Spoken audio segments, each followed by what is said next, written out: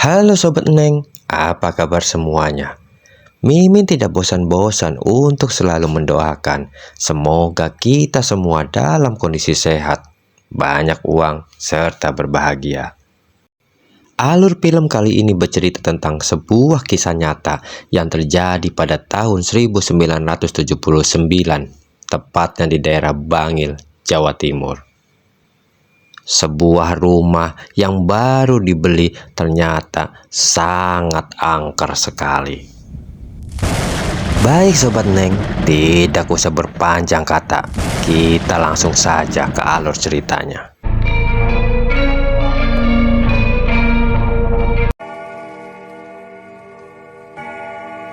Film ditandai dengan jam yang sudah menunjukkan waktu 24.00.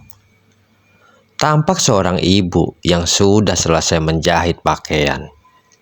Ibu Ratna namanya. Dia memiliki seorang suami yang sedang kerja di Kalimantan dan 3 orang anak, yaitu Ita, Bimo, dan Ayu. Pada saat dia ingin masuk kamar, terdengar olehnya suara seperti pintu yang terbuka. Dengan melihat keluar jendela, tidak tampak olehnya suatu apapun. Dengan memberanikan diri, dia menyalakan lampu sentir dan keluar ke rumah untuk mengecek.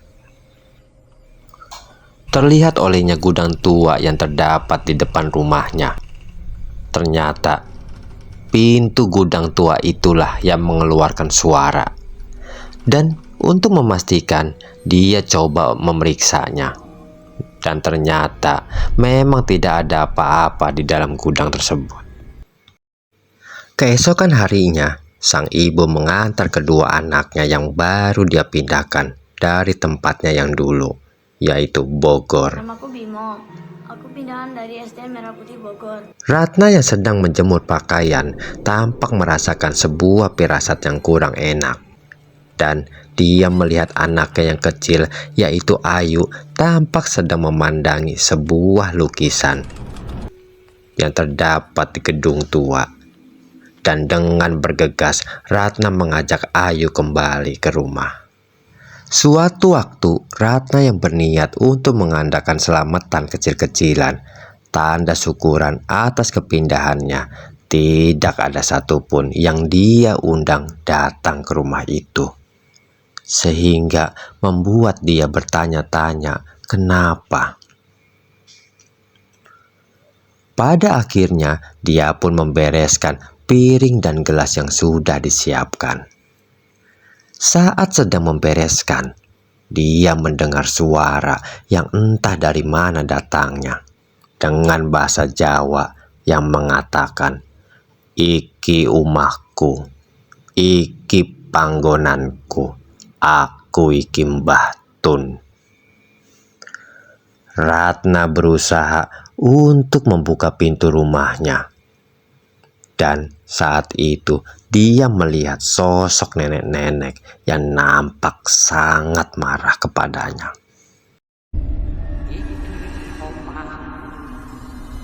Iki panggonanku, aku iki Mbah. Esok harinya, nampak oleh Ratna sayuran yang dia beli terlihat sudah dalam kondisi di luar keranjang serta acak-acakan. Dan terdengar suara Ayu yang sedang berbicara dengan seseorang. Dia memanggilnya dengan sebutan Mbah Tun. Ratna tentu saja sangat ketakutan dan dia langsung menghampiri Ayu serta memeluknya. Pada akhirnya dia meletakkan lukisan tersebut di atas lemarinya. Ketika waktu sudah menunjukkan pukul 24 lebih, semua sudah tampak tertidur. Ratna tiba-tiba terbangun dan dia mendapati Bimo anaknya sudah tertidur di gudang. Nampak dia seperti dipindahkan oleh sesuatu dari kamarnya ke gudang. Pagi harinya, terlihat Bimo dengan kompres di kepalanya. Ratna menyuruh Ita untuk menjaga Bimo, sementara dia dan Ayu pergi ke kantor pos untuk kirim telegram ke suaminya agar dia pulang dari tempat kerjanya. Ibu akan kirim telegram untuk ayah kalian. Sepulangnya dari kantor pos, tampak Ratna berusaha untuk mencari info kepada tetangganya tentang informasi mengenai rumah yang dia diami. Tapi tampaknya hampir semua tetangga tidak ada yang ingin bicara kepadanya. Tampaknya mereka menyembunyikan sesuatu. Maaf, saya nggak bisa banyak bantu.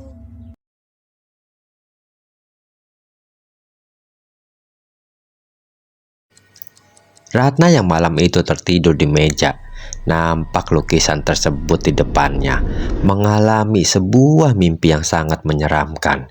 Dia melihat seseorang dengan menggunakan penutup kepala, dan dengan perlahan dia membukanya. Tampak olehnya wajah nenek-nenek yang menggeram, tanda dia tidak suka kehadiran mereka di rumah itu. Tampak Ratna yang terbangun. Saat dia melihat ke lukisan, dia melihat wajahnya sama persis seperti yang ada di dalam mimpinya dia. Tiba-tiba,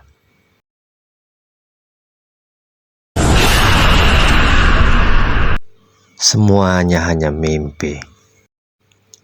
Akhirnya Ratna membungkus kembali lukisannya dengan kain putih, serta meletakkannya di dalam lemari. Pagi harinya, Ratna yang masih penasaran berusaha untuk mencari info kepada Pak Lurah perihal riwayat rumah tersebut. Pak Lurah coba menjelaskan bahwa awalnya disetujui tanah desa itu dijual karena akan dibuat perkebunan oleh Pak Kardiman. Walaupun pada akhirnya Pak Kardiman membangun rumah di atas tanah tersebut. Tolong, Pak. Kalau memang ada hal yang perlu saya ketahui. Karena didesak oleh Ratna, pada akhirnya Pak Lurah memberitahu bahwasannya rumah yang sedang didiami oleh Ratna beserta keluarga adalah rumah angker. Rumah yang ibu tempati angker. Saat Ratna berada di kantor kelurahan, tampak seorang petugas pos datang membawa telegram ke rumahnya Ratna.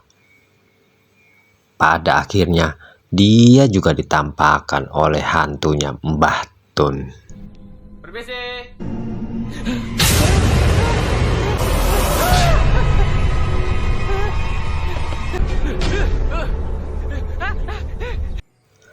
Ita yang sedang belajar tiba-tiba dikejutkan dengan suara ketukan yang sangat keras dari jendela rumah. Dan ketika dia coba mendekati, tampak sosok muka di jendela tersebut.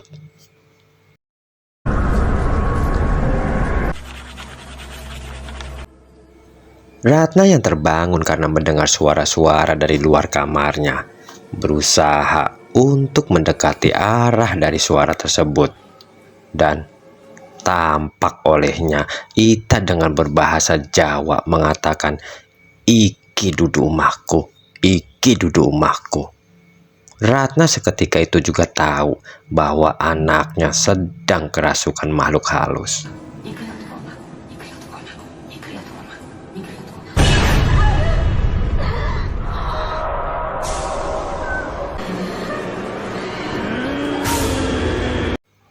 Ratna berusaha untuk mendekap Ita anaknya.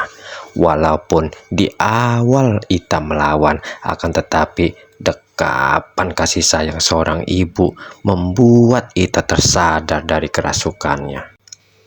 Atas usulan dari Pak Lurah tempo hari, akhirnya Ratna pergi juga ke paranormal di desa itu. Dan dia menceritakan tentang semua kejadian yang terjadi di rumahnya. Pada saat Ratna menyebut nama Mbah Tun, Tampak si paranormal sangat terkejut karena dia tahu siapa sosok Mbah Tun yang sebenarnya. Dan saya mau Mbah Tun keluar dari rumah saya. Ini bukan masalah kecil. Dan ini bukan hal yang baru. Kita semua di desa ini tahu siapa Mbah Tun. Ratna memberikan gambar yang dibuat oleh anaknya kepada si paranormal. Lalu dia mencoba untuk berkomunikasi dengan Mbah Tun melalui media gambar yang diberikan oleh Ratna yang diletakkan di atas cawan. Paranormal itu akhirnya bertemu dan mampu berkomunikasi dengan Mbah Tun. Tapi dia disuruh untuk tidak berani dengan Mbah Tun dan dia disuruh pergi. Priyadi, ojo wani-wani nang omahku. Ing kriya. Nggih, Mbah Tun. Pada saat si paranormal kembali ke badannya, dia lalu memberitahukan Ratna bahwasanya mulai hari ini dia harus hati-hati karena Mbah Tun sudah tahu maksud kedatangannya Ratna ke rumahnya. Pada akhirnya sang paranormal bercerita bahwa Mbah Tun adalah seorang dukun santet. Pada 30 tahun yang lalu, dia datang ke desanya untuk melakukan ritual dengan tumbal manusia. Bahkan ketika 5 orang sakti di desa itu melawan Mbah Tun, mereka mati ketika menghadapinya. Akan tetapi kelemahan dari Mbah Tun diketahui oleh Nyi Dirah, yaitu disiram dengan darah gagak hitam, yang pada akhirnya Mbah Tun dipasung lalu dikubur terbalik, dan kejadian itu ternyata di rumahnya Ratna yang sekarang.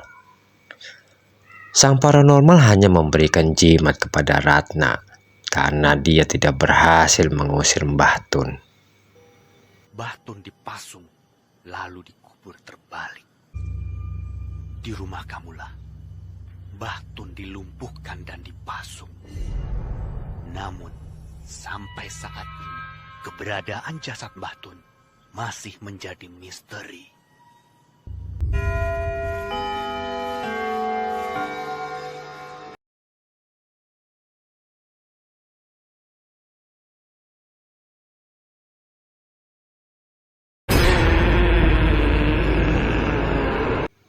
Malam harinya, nampak Bimo sudah tidak ada di tempat tidurnya.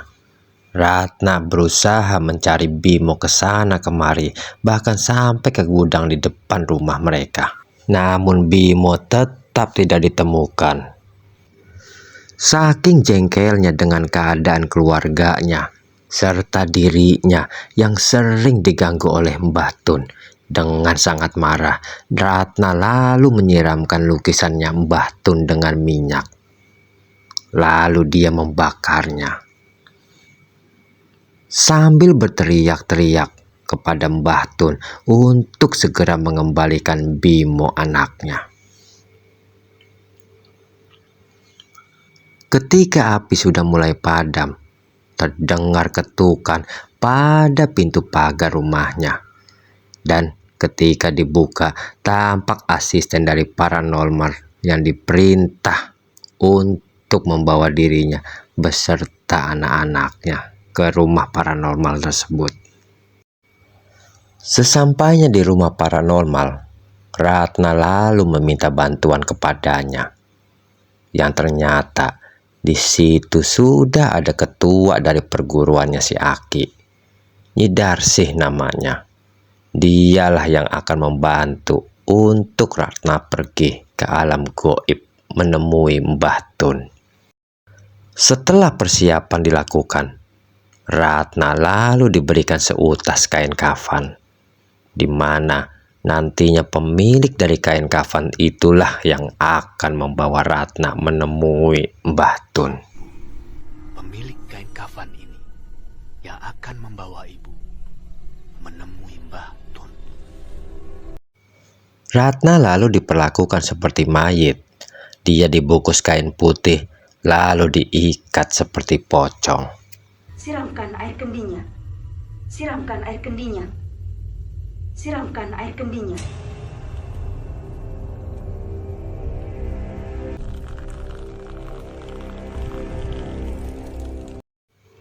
Setelah air kendi disiramkan ke tubuhnya Ratna, nampak ruhnya Ratna keluar dari jasadnya. Lalu dia bergegas mengikuti pocong seperti yang diperintahkan oleh si Aki. Bahwasannya pemilik dari kain kapan inilah nanti yang akan membawa Ratna menuju Mbah Tun. Ratna dibawa ke sebuah tempat di mana terdapat banyak sekali makhluk halus di situ. Siramkan air kembangnya. Siramkan air kembangnya.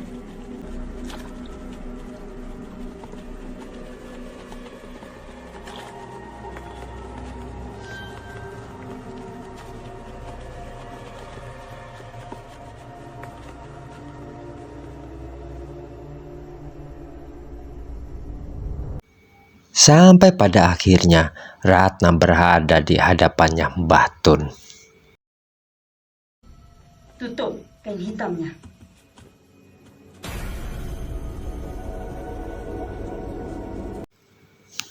Tampak Bimo yang berada di dekapannya Mbah Tun. Dan dia menyuruh Ratna untuk segera pergi dari rumahnya. Karena itu adalah tempatnya Mbah Tun. Dia berjanji besok anaknya akan dikembalikan. Ojo wani-wani tinggal nang omahku, Nduk. Sing mbok panggoni iku omahku, Nduk. Ojo mbok idak-idak, Nduk. Nyingkriya, Nduk. Nyingkriya, Nduk. Sesuk tak balekne anakmu. Aku iki Mbah Tun. Terdengar instruksi dari Nyi Darsi untuk segera membuka kain hitam serta menyiramkan air kelapa ke jasadnya Ratna. Seketika itu juga nampak ruhnya Ratna menjauh dari sosoknya Mbah Tun sampai mengecil, bahkan tidak terlihat lagi. Dan ruhnya Ratna akhirnya kembali ke jasadnya dan dia tersadar. Buka kain hitamnya.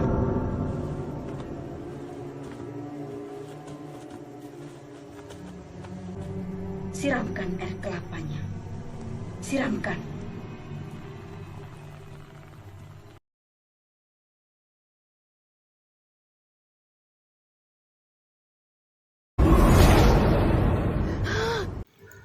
Tampak Nyi Darsi yang sedang memercikan air doa di kepalanya Ratna. Dan dia meminta Ratna untuk pergi dari rumah tersebut. Karena rumah tersebut berada tepat di atas kuburannya Mbah Tun. Karena rumahmu dibangun di atas kuburannya. Di akhir film, tampak Harun, suaminya Ratna, yang berniat untuk mencoba membersihkan rumah itu dengan memanggil dukun dari Kalimantan.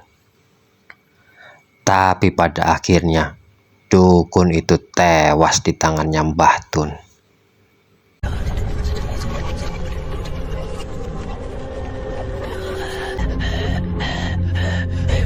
Terima kasih bagi yang sudah menonton film ini sampai akhir. Terima kasih atas supportnya bagi yang sudah subscribe, like, komen, serta share.